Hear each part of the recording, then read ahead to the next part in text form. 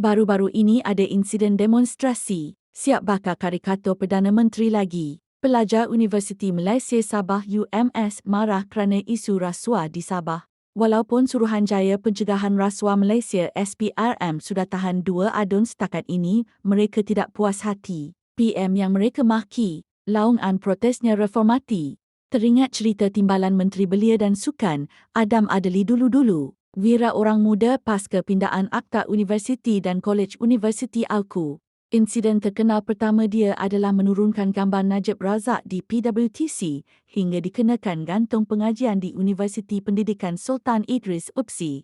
Terbaca juga cerita PM Anwar sendiri. Zaman 70-an bakar buku PM pertama, Tunku Abdul Rahman. Berdemonstrasi saban bulan hingga kena Akta Keselamatan Dalam Negeri 1960 ASA.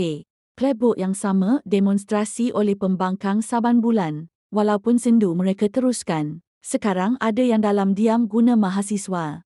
Ramai tunggu PMX melantun dan membalas. Ramai tahu dia akan biarkan saja. Siap kata mahasiswa itu tidak perlu dibuang pengajian universiti. Cukup senang nak terkenal dengan bakar-bakar dan cakap kasar, tunjuk berani mati ala tentera. Namun, hujungnya adakah objektif tercapai? Sama ada ia suatu batu loncatan letak nama anda atas peta atau benar ikhlas perjuangkan isu yang dibawa.